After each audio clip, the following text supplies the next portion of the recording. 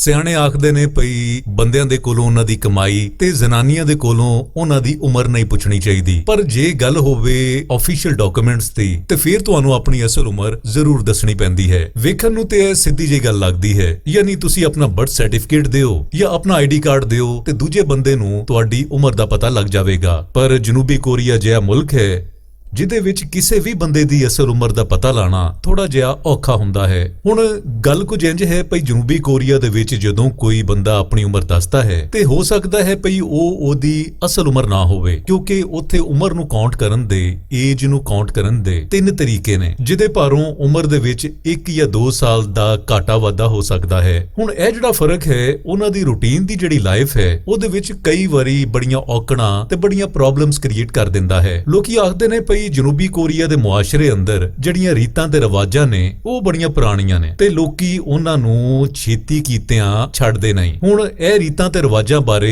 ਯਾਨੀ ਉਮਰ ਦੇ ਹਵਾਲੇ ਦੇ ਨਾਲ ਇਹਨੂੰ ਚੇਂਜ ਕਰਨ ਦੀ, ਬਦਲਣ ਦੀ ਬੜੀ ਦਫਾ ਕੋਸ਼ਿਸ਼ ਕੀਤੀ ਗਈ ਪਰ ਕੋਈ ਕਾਮਯਾਬੀ ਨਹੀਂ ਲੱਭੀ। ਹੁਣ ਇਹਨਾਂ ਰੀਤਾਂ ਤੇ ਰਵਾਇਤਾਂ ਦੀ ਜਿਹੜੀ ਕੜੀਆਂ ਨੇ ਉਹ ਬੜੀਆਂ ਪੁਰਾਣੀਆਂ ਨੇ। ਹੁਣ ਮਿਸਾਲ ਦੇ ਤੌਰ ਦੇ ਉੱਤੇ ਉੱਥੇ ਜਦੋਂ ਬੱਚਾ ਕੋਈ ਪੈਦਾ ਹੁੰਦਾ ਹੈ ਤੇ ਬੱਚੇ ਦੀ ਉਮਰ 1 ਸਾਲ ਗਿਣੀ ਜਾਂਦੀ ਹੈ। ਹੁਣ ਇਹ ਰਿਵਾਜ ਕਿਦੋਂ ਤੋਂ ਸ਼ੁਰੂ ਹੋਇਆ? ਕੁਝ ਰਿਸਰਚਰ ਆਖਦੇ ਨੇ ਭਈ ਇਹਦਾ ਤਲਕ ਜਿਹੜਾ ਹੈ ਉਹ ਪ੍ਰੈਗਨੈਂਸੀ ਦੇ ਪਹਿਲੇ ਦਿਨਾਂ ਤੋਂ ਹੈ। ਕੁਝ ਲੋਕ ਆਖਦੇ ਨੇ ਭਈ ਇਹਦੀ ਵਜ੍ਹਾ ਇਹ ਹੈ ਭਈ ਬਹੁਤ ਪਹਿਲਾਂ ਕੋਰੀਆ ਦੀ ਜ਼ਬਾਨ ਦੇ ਵਿੱਚ ਯਾਨੀ ਕੋਰੀਆ ਦੀ ਗਿਣਤੀ ਦੇ ਵਿੱਚ 0 ਕੋਈ ਨਹੀਂ ਸੀ ਹੈਗਾ, ਇਸ ਕਰਕੇ ਪੈਦਾ ਹੁੰਦੇ ਹੀ ਜਿਹੜੀ ਉਮਰ ਹੈ ਉਹ 1 ਸਾਲ ਰੱਖੀ ਜਾਂਦੀ ਸੀ। ਪਰ ਗੱਲ ਹਾਲੇ ਇੰਨੀ ਜੀ ਨਹੀਂ ਹੈ। ਹੁਣ ਚਲੋ ਪੈਦਾਇਸ਼ ਦੇ ਵੇਲੇ ਬੱਚੇ ਦੀ ਉਮਰ 1 ਸਾਲ ਹੋ ਗਈ, ਪਰ ਅੱਗੇ ਜਾ ਕੇ ਹੋਰ ਔਕੜਾਂ ਵੀ ਸਾਹਮਣੇ ਆਉਂਦੀਆਂ ਨੇ। ਯਾਨੀ ਤੁਸੀਂ ਆਖ ਸਕਦੇ ਹੋ ਕਿ ਪੈਦਾ ਹੁੰਦੇ ਬੱਚਾ ਜਦੋਂ 1 ਸਾਲ ਦਾ ਹੋਵੇਗਾ ਤੇ ਬੱਚੇ ਦੀ ਉਮਰ ਦੇ ਵਾਧੇ ਦੇ ਨਾਲ ਉਹਦੀ ਤਾਰੀਖ ਪੈਦਾਇਸ਼ ਜਿਹੜੀ ਹੈ ਉਹਦਾ ਪੂਰਾ ਸਾਲ ਜਿਹੜਾ ਹੈ ਉਹ 1 ਜਨਵਰੀ ਤੋਂ ਕਾਊਂਟ ਕੀਤਾ ਜਾਵੇਗਾ। ਮਿਸਾਲ ਦੇ ਤੌਰ ਦੇ ਉੱਤੇ ਜੇ ਕੋਈ ਬੱਚਾ 31 ਦਸੰਬਰ ਨੂੰ ਪੈਦਾ ਹੋਇਆ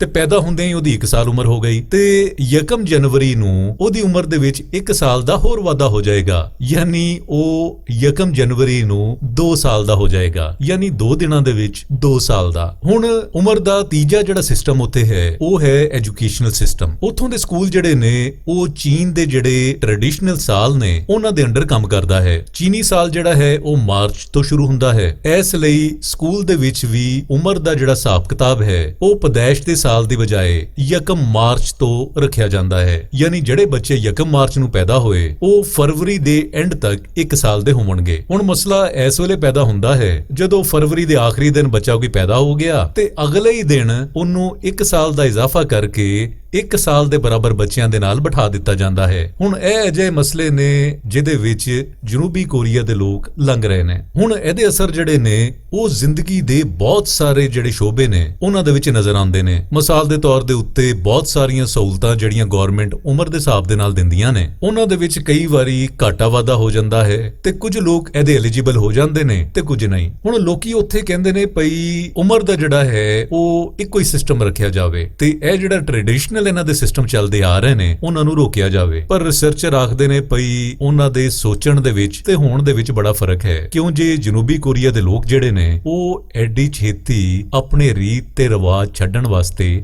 ਤਿਆਰ ਨਹੀਂ ਹੈਗੇ। ਇਹ ਸੀ ਸਾਡੀ ਅੱਜ ਦੀ ਵੀਡੀਓ। ਉਮੀਦ ਕਰਦੇ ਹਾਂ ਤੁਹਾਨੂੰ ਪਸੰਦ ਆਈ ਹੋਵੇਗੀ।